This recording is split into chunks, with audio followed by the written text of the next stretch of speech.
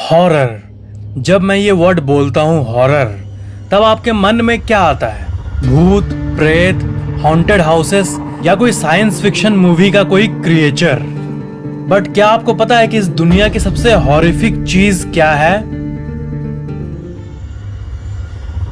Movies देखते समय जो हॉरर वाला थ्रिल होता है वो मूवी देखने के बाद खत्म हो जाता है, क्योंकि हमें पता होता है कि it is just a movie. The Exorcist को देख लो, इस मूवी को देख के आपको ये लगेगा कि क्या भूतों का पोजीशन रियल में होता है, इंसान के अंदर कोई आत्मा घुस जाए ऐसा हो सकता है। या फिर द क्वाइट प्लेस देखो तो इसमें ये जो क्रिएचर्स दिखते हैं, इस टाइप के क्रिएचर्स को देखकर आप ये कहोगे कि क्या ये क्रिएचर्स रियल में पॉसिबल है, फ्यूचर में या कभी भी किसी म्यूटेशन एक्सपेरिमेंट के चलते। असल बात यह है कि इस दुनिया में हर चीज पॉसिबल है, बट मेजॉरिटी लोग मिरेकल्स, घोस्ट्स, पैरानॉर्मल एनर्जीज पर यकीन नहीं करते हैं। बट हॉरर चीजों में ऐसी चीज जिस पर सब यकीन करते हैं वो है साइंस, असल विज्ञान के कैटेगरी में आया हुआ डेंजर। ऐसी चीज जिस पर सब यकीन करते हैं, जिस पर आप चाह कर भी यकीन नहीं करना चाहोगे, बट ये आपसे नहीं हो पाएगा। एक ऐसी हॉरिफिक कहानी है जिसके बारे में जब दुनिया याद करती है तब आज भी पूरे दुनिया के स्पाइन से चिल्स पास हो जाती है उस घटना को याद करके।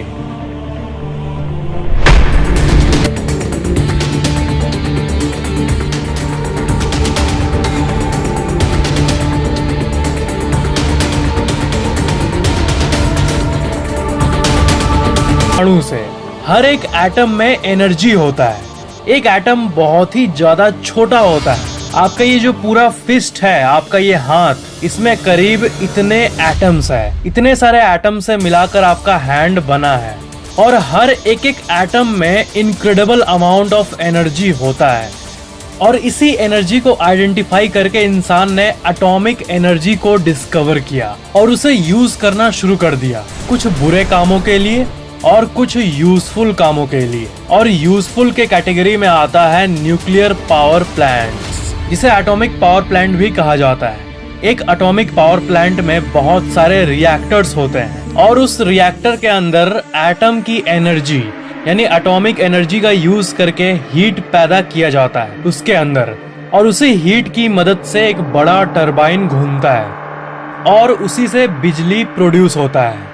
इंडिया में करीब 22 ऑपरेटिंग न्यूक्लियर पावर रिएक्टर्स मौजूद हैं और पूरे दुनिया में 440 से भी ज्यादा न्यूक्लियर पावर रिएक्टर्स मौजूद हैं। सबसे ज्यादा रिएक्टर्स यूनाइटेड स्टेट्स में मौजूद हैं, 95, followed by France, 56 nuclear reactors. ये जो आप साइन देख रहे हो, ये दुनिया की सबसे खतरनाक साइंस में से एक है, जिसे कहते हैं रेडियो एक्टिव साइन।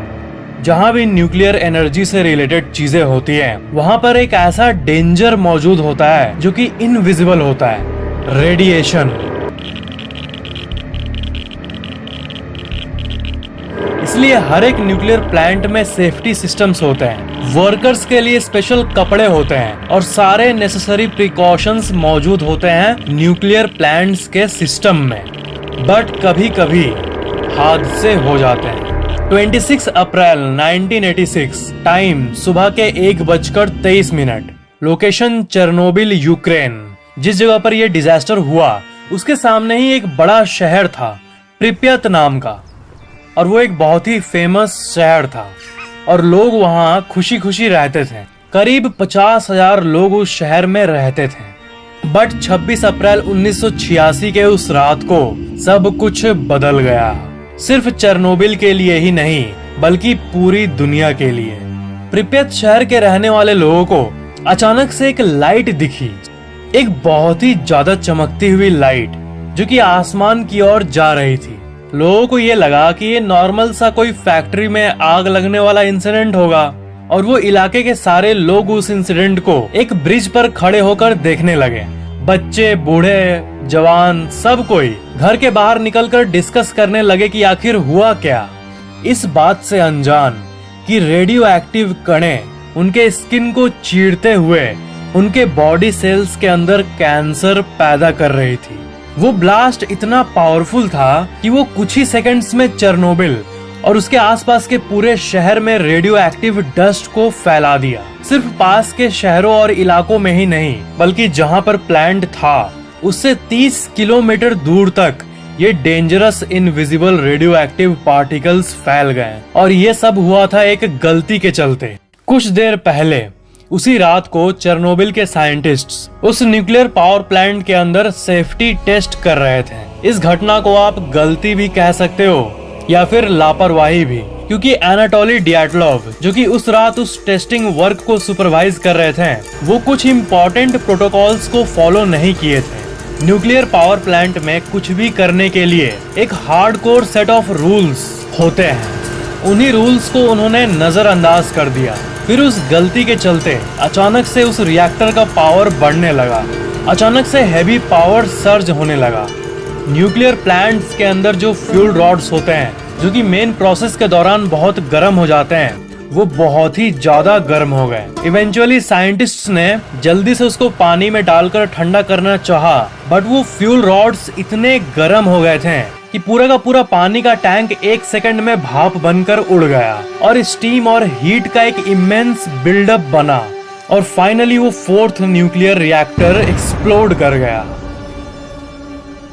और उस रिएक्टर के अंदर जो मेन पार्ट होता है, कोर, वो इतनी तेजी से ब्लास्ट हुआ कि वो एक्सप्लोड होने के बाद 8 टन रेडियो एक्टिव मटेरियल्स को हवा में रिलीज कर दिया।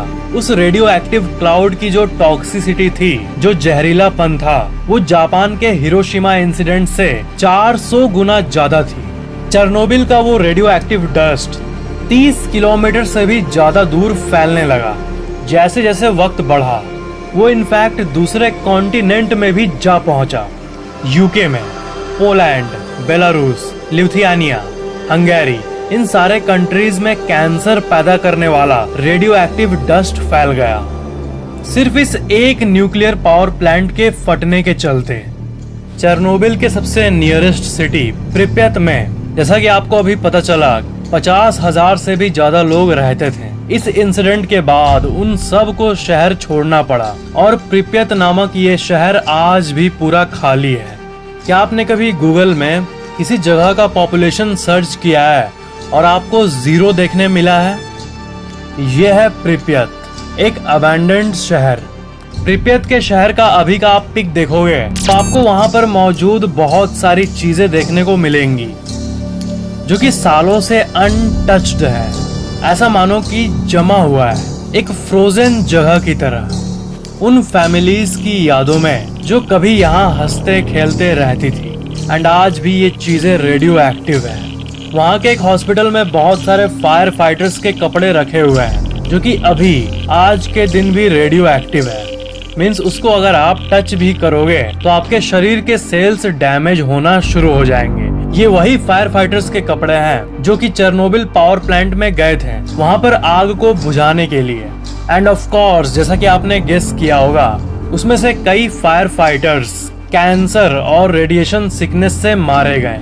जब वहाँ ये घटना हुई, तब जब साइंटिस्ट्स मापने गए कि इस डिजास्टर के चलते कितना रेडिएशन फैला है एनवायरनमेंट में, तब रेडिएशन का जो मीटर था वो ही ऑफ स्केल हो गया। छोटे से रेडिएशन मीटर का जो हाईएस्ट लिमिट था वो शो होने लगा, क्योंकि उसके आगे तो वो सुई जा नहीं सकता, जबकि रियल लेवल्स उससे हजारों गुना ज्यादा था। कितनी अजीब चीज है ना रेडिएशन। मतलब न दिखती है न ही महसूस होती है, बट अंदर ही अंदर चीजों को मारने लगती है।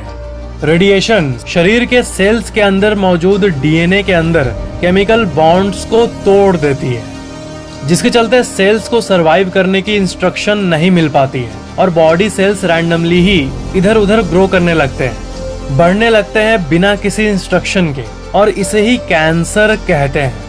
डीएनए के अंदर पूरी की पूरी गाइड होती है जो कि आपके शरीर में मौजूद हर एक सेल को बताता है कि कैसे सरवाइव करना है, कौन सा न्यूट्रिएंट कहाँ भेजना है, कैसे प्रॉपरली ग्रो करना है, और इसी डीएनए को रेडिएशन डैमेज कर देता है।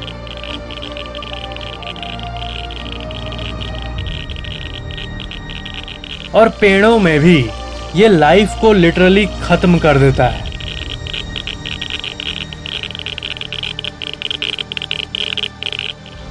उस प्लांट के चारों तरफ मौजूद पेड़ पौधे और जंगल ये भी रेडिएशन का शिकार हो गए और सारे ट्रीज अपने आप ही डैमेज होने लगे। एक बड़ा जंगल का एरिया आज भी मौजूद है और ये द रेड फॉरेस्ट के नाम से जाना जाता है।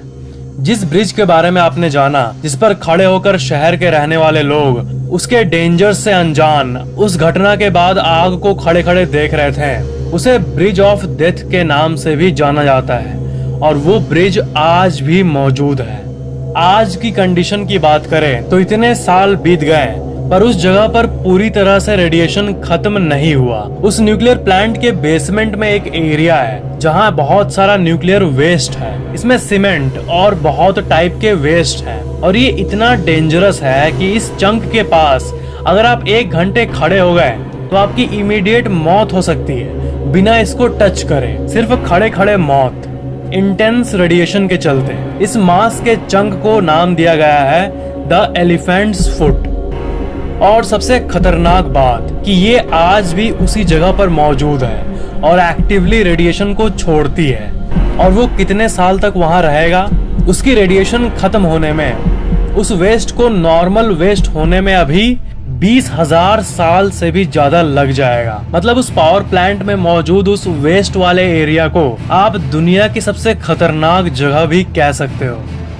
अगर उस घटना के दौरान ये वेस्ट बेसमेंट के बदले ऊपर आ जाता या किसी तरह प्लांट से बाहर आ जाता, तब जो होता that is beyond anything you can imagine. अभी के टाइम पर चेरनोबिल के उस पावर प्लांट के चारों तरफ एक सार्कोफेगस बना दिया गया है, एक ऐसा स्फीयर जो कि डेंजरस रेडिएशन लीक को रोकेगा, उस एलिफेंट फुट से रेडिएशन बाहर आने से रोकेगा। और अब साल 2020 के बाद की बात करें तो उस जगह के चारों तरफ पेड़ पौधे भी अच्छे खासे खिल रहे हैं, बट चेरनोबिल के बेसमेंट में मौजूद वो दानव, वो एलिफेंट्स फुट आज भी मौजूद है। बट उस सार्कोफेगस के चलते उसका रेडिएशन अंदर ही पैक्ड है। तो ये थी दुनिया की सबसे वर्स्ट घटना की कहानी, जिसको अगले 20,000 सालों तक इंसान को भुगतना पड़ेगा। Thank you for watching.